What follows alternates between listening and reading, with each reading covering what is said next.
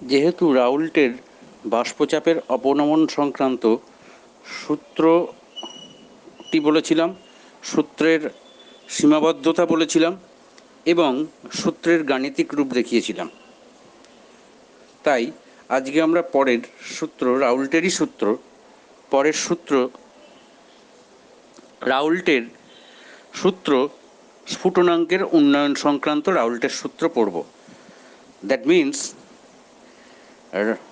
রাউল্টস law for elevation in boiling point, এই সূত্রটা পড়ব। Elevation in boiling point means increase in boiling point. Increase in boiling point কার? The সলিউশনের boiling point increase করবে। সলিউশনের boiling point increase করবে কেন? তার কারণ হচ্ছে বয়েলিং পয়েন্টের ডেফিনেশন আমরা পড়েছিলাম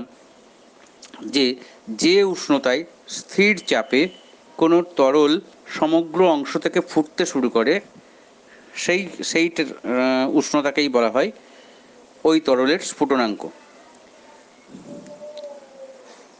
তো বিশুদ্ধ তরলের থেকে, অর্থাৎ বিশুদ্ধ দ্রাবকের থেকে দ্রবণের স্ফুটনাঙ্ক বেশি হয়। তার কারণ কি?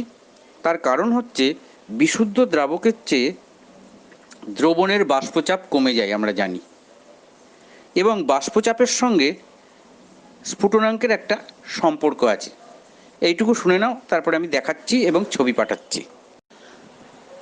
বয়েলিং পয়েন্ট বা স্ফুটনাঙ্কের সংজ্ঞা অনুযায়ী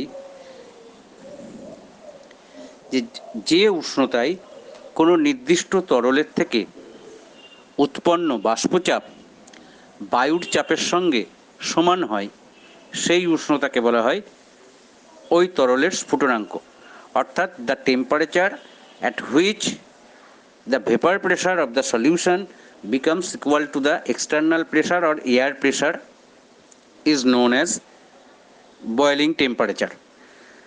তাহলে আমরা জানি যে পিওর সলভেন্ট, অর্থাৎ যখন বিশুদ্ধ দ্রাবক থাকে, সেই বিশুদ্ধ দ্রাবকের সারফেসে সলভেন্ট ছাড়া, দ্রাবক ছাড়া আর কিছু থাকে না। যদি আমরা জল ভাবি যে পিওর সলভেন্ট জল, তাহলে জলকে যদি আমি হিট দিই, তাহলে জলের থেকে বাষ্পায়ন প্রক্রিয়ায়, ভেপারাইজেশন প্রক্রিয়ায় যে মলিকুলস, যে নাম্বার অফ মলিকুলস ভেপার স্টেটে যাবে, নিশ্চয়ই সলিউশন স্টেটে, এর আগের দিনই দেখিয়েছি, সলিউশন স্টেটে এই সলভেন্টের সারফেস এরিয়াতে অনেক সলিউট পার্টিকেলস থাকবে। ফলে টেম্পারেচার দিলে, হিট দিলে তত নাম্বার অফ মলিকুলস ভেপার স্টেটে যেতে পারবে না। তাই vapour pressure of the pure solvent is greater than the vapour pressure of the solution, এটা হয়। তাহলে যদি সলিউশনের ভেপার প্রেশার কম হয়, সেটা এয়ারের প্রেশারের সঙ্গে ইকুয়াল করার জন্য নিশ্চয়ই আমাদের টেম্পারেচার ইনক্রিজ করতে হবে, তাই বয়েলিং টেম্পারেচার ইনক্রিজ করে। আমি একটা ছবি পাঠাচ্ছি, ছবিতে দেখো, একটু হলেও তোমরা বুঝতে পারবে। আমি ছবিতে দেখিয়েছি যে পিওর সলভেন্টের ক্ষেত্রে 100 মলিকুলস আমি একটা ধরেছি, যে কোনো একটা টেম্পারেচারে 100 মলিকুলস অফ ওয়াটার বা পিওর সলভেন্ট ভেপারাইজড হয়েছে, এবং সেটা ওই ভেপারটা এক্সটার্নাল প্রেশার বা বায়ুর চাপের সঙ্গে সমান হয়েছে। এই ভেপার প্রেশার বায়ুর চাপের সঙ্গে সমান হয়েছে, অর্থাৎ 100টা মলিকুলের ভেপার প্রেশার বায়ুর চাপের সঙ্গে সমান হয়। কিন্তু সলিউশন স্টেটে দেখিয়েছি, দেখবে আমি যে সলিউশন স্টেটে একটা নির্দিষ্ট উষ্ণতায় 60 মলিকুলস অফ ভেপার প্রডিউস হয়েছে। তাহলে 60 মলিকুলস ভেপার তো আর বায়ুর চাপের সঙ্গে সমান হবে না। তাহলে সেটাকে 100 মলিকুলসে আনতে গেলে আমাকে আরও হিট দিতে হবে, আরও টেম্পারেচার ইনক্রিজ করতে হবে। ফলে সলিউশনের বয়েলিং টেম্পারেচার ইনক্রিজ করবে। আমি একটা ছবি পাঠাচ্ছি, ছবিটা দেখো, বুঝতে তোমাদের সুবিধা হবে কিনা। যদি কারোর অসুবিধা থাকে তাহলে আমাকে জিজ্ঞাসা করে নেবে। হ্যাঁ, অডিওটা শুনবে, ছবি দেখবে, যদি কারোর বুঝতে অসুবিধা হয় আমাকে জিজ্ঞাসা করে নেবে প্রত্যেকে। তাহলে দ্রবণের স্ফুটনাঙ্ক যদি বিশুদ্ধ দ্রাবকের চেয়ে বেশি হয়, the boiling temperature of pure solvent is greater than that of solution, then TB minus TB0, TB is the boiling point of the solution, TB0 boiling point of the pure solvent, then TB minus TB0 is known as elevation in boiling point or increase in boiling point, that is called delta TB, is directly proportional to molar concentration of the solution. Molar concentration, molar it will be, molar not molar, it's spelling mistake, molar concentration of the solution. The molar concentration of the solution means হচ্ছে 1000 গ্রাম দ্রাবকে যত গ্রাম moles দ্রবীভূত থাকে, 1000 গ্রাম দ্রাবকে যত গ্রাম moles দ্রবীভূত থাকে সেই সংখ্যাকে ওই দ্রবণের মোলালিটি বলা হয়। তাহলে আমি এক্ষেত্রে দেখিয়েছি যে delta TB equals to KB into W2 by M2 যদি করি, W2 বাই M2 হচ্ছে মোল সংখ্যা। তোমরা প্রত্যেকেই জানো ওজনকে আণবিক গুরুত্ব দিয়ে মোল সংখ্যা পাওয়া যায়। তাহলে আমি ধরে নিলাম W1 গ্রাম দ্রাবকে W2 গ্রাম দ্রবীভূত আছে। W2 gram of solute is dissolved in W1 gram of the solvent, and the molecular mass of the solute is M2, then the number of moles is N2, W2 by M2, N2 moles of the solute is dissolved in W1 gram of the solvent. Then the molality of the solution will be W2 by M2 into W1 into 1000. এটা তোমরা দেখতে পাচ্ছ সূত্রটা, প্রত্যেকটা term লিখে দিয়েছি। কেবি কি, এবুলিওস্কোপিক constant আর মোলাল elevation constant. মোলাল স্ফুটনাঙ্ক উন্নয়ন ধ্রুবক কেবি, এইটা হচ্ছে রাউল্টের স্ফুটনাঙ্কের উন্নয়ন সংক্রান্ত সূত্রের গাণিতিক রূপ। এখান থেকে প্রশ্ন দিতে পারে যে কিভাবে দ্রাবের আণবিক গুরুত্ব নির্ণয় করা যায়, তখন তোমরা M2 ইকুয়ালস টু ক্যালকুলেট করে দেখিয়ে দেবে। এই সূত্রটা বক্সের মধ্যে রাখার কারণ এটি তোমাদের অঙ্কের জন্য কাজে লাগবে।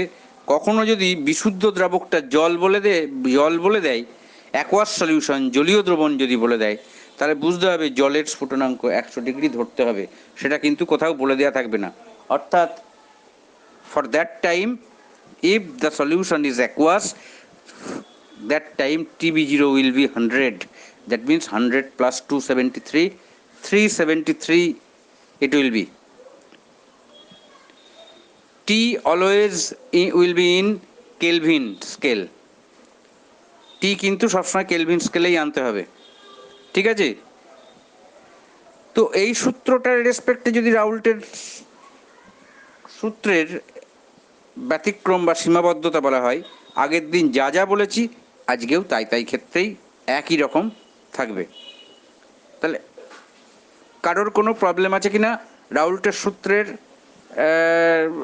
এই এলিভেশন ইন বয়েলিং পয়েন্টে, কারোর কোনো প্রবলেম আছে কি না সেটা আমাকে জানা। যদি প্রবলেম না থাকে তাহলে পরের সূত্রটাই যাব। এই সূত্রটার একই রকম সূত্র, একই রকম গাণিতিক রূপ।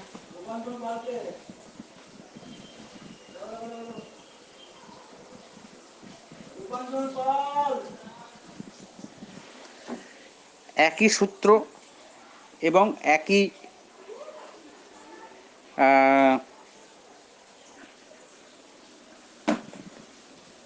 গাণিতিক রূপ, একই সীমাবদ্ধতা। একদম যেখানে যেখানে টিবি আছে, TB0 আছে, কেবি আছে,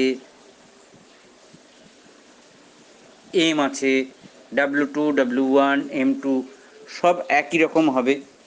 শুধুমাত্র চেঞ্জ হবে কোথায়, TB এর জায়গায় TF হবে, TB0 জায়গায় TF0 হবে, কিন্তু এখানে রিভার্স হবে।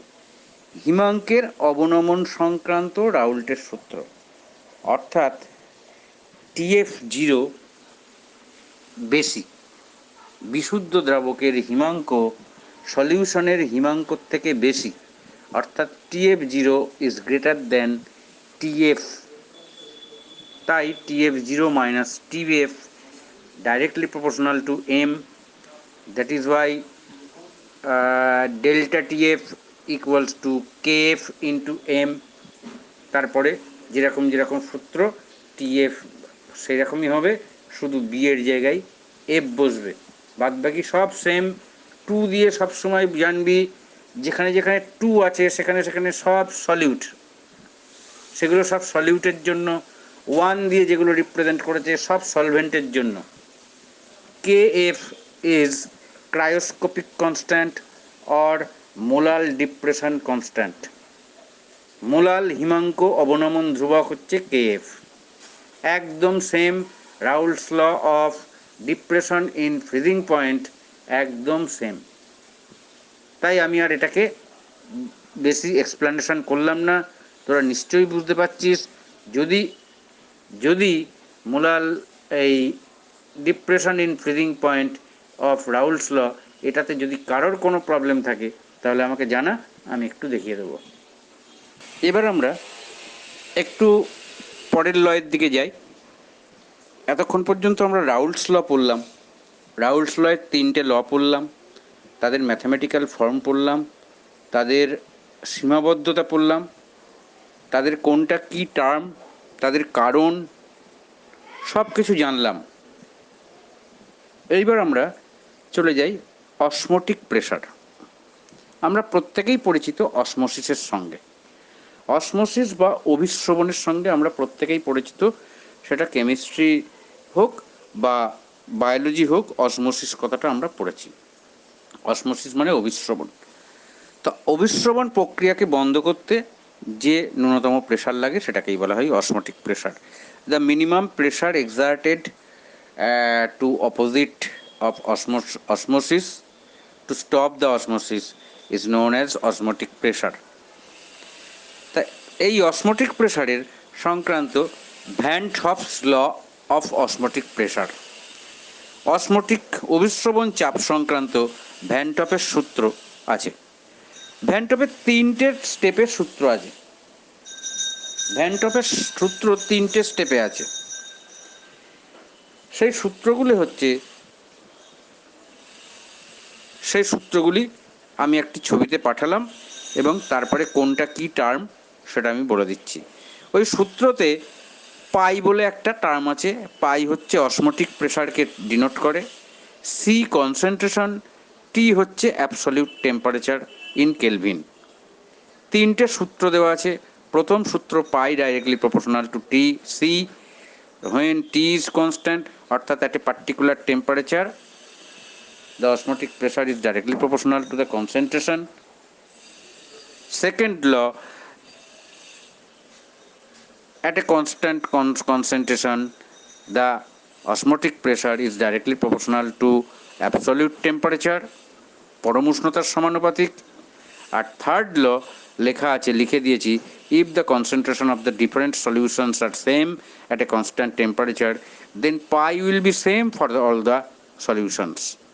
এই ছবিটা আমি পাঠাচ্ছি, যদি কারোর দেখে বুঝতে অসুবিধা হয় তাহলে আমাকে জানাস।